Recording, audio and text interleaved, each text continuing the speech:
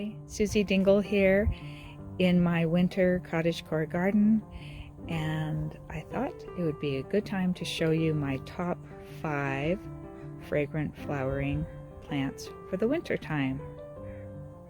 This is one of them, but let's start with number 1.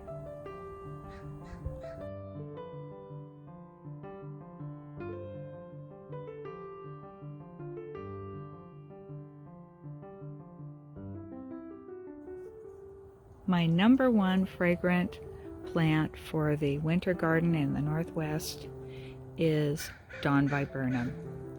This has been blooming since the beginning of January, and now it's the end of February. These are the final blooms on it. I would say that the viburnum has almost a light rose type fragrance, but not quite as strong as any rose. Now roses have all kinds of fragrances, so this one's a little bit difficult to describe. Just a pleasant, sweet, nice perfume. And you can see there's no leaves right now, which is really nice because then you can really appreciate the beautiful blooms. This shrub can get a good 10 or 12 feet high, but it tends to stay fairly sparse and spread out, a vase shape, which is a really lovely shape. I really love how the stems get aged with moss and lichen. And this one is really starting to look beautiful.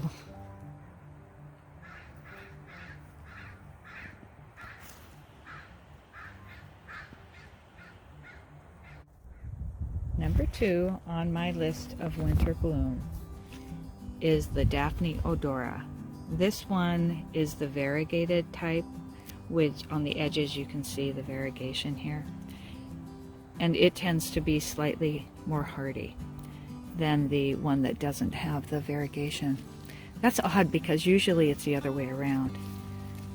But if you've never smelled the Daphne odora, well, I hope you do someday. Seek it out, because there's nothing like it. I truly have difficulty describing the fragrance on a Daphne. It has a hint of lemon. It's light, like say an orange blossom or lemon blossom, but it's not lemony at all. It's really, really a wonderful and unique fragrance. The buds, when they're first coming in, are just so beautiful. They're tight and look like a little bouquet in and of themselves. And they open up to this lovely pink or white color. And one little bloom like this can fragrance an entire room. No kidding. Now these shrubs like to be in a shady condition, and they tend to sprawl and spread out, but they're very, very easily prunable. I have one in another area. Let's go see if it's blooming as well.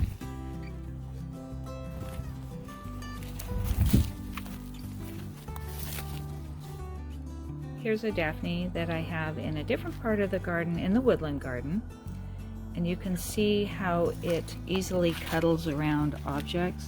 The stems are so flexible and movable.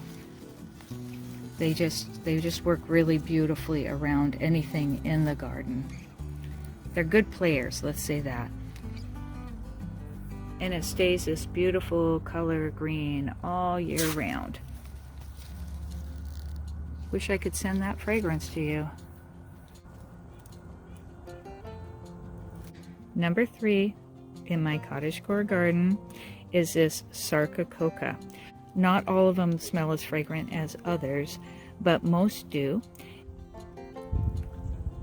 The fragrance of a Sarcococca is most often described as vanilla, and I find that there is a smoky, rich aspect to it as well.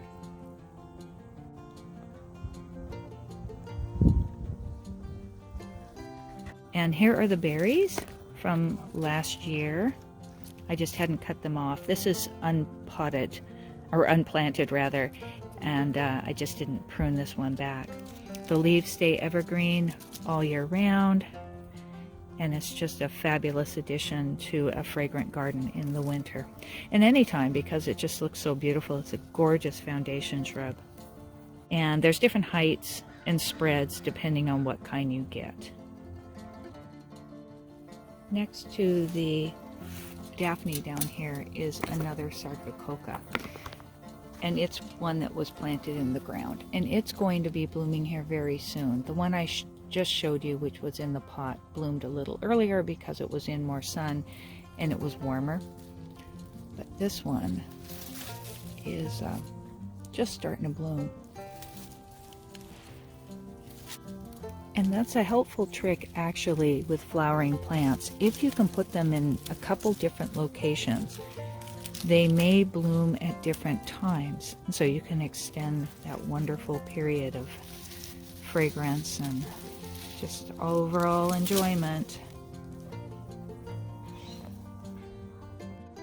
This is another type of Sarcococca, and I like it for the fact that it's shorter and it's a wonderful evergreen ground covers that stays this color all winter long. However, this particular variety does not have as many flowers, and they're not as fragrant. So I will likely replace this at some point, but not until I have something to take its place, because I don't want a big bare spot here.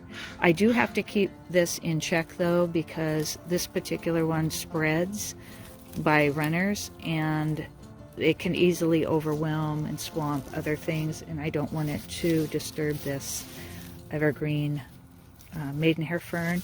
And I do have a video about this if you're curious about that fern. Number 4 on my list of top fragrant blooms for winter is the rosemary. In our area we have no problem growing it as long as it is well drained and has sun. Now it has been blooming here for the last month, and you'll see here one of the blooms remaining. So pretty. Lots of different kinds of rosemary. Some are hardier than others, some are taller, some are cascade, and the bloom colors vary depending on what you get. I'm pretty sure that this one is called Salem, which is very hardy in our area.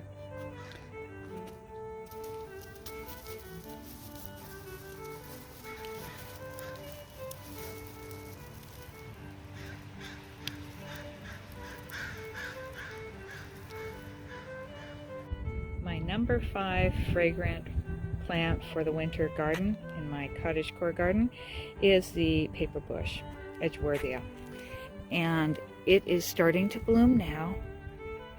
It has a Daphne-like fragrance. It's absolutely fantastic. Very kind of sprawly and easy to prune. Easy to prune though. It's very nice. It will get its large leaves later on. And the reason this is number 5 is it is not the easiest plant to grow. So I include that as kind of an extra, but the other 4 are very, very easy to grow. This plant does smell divine, so I encourage you to look into it, and if you are able to find one or given one, do plant it, because it's definitely worth giving it a try.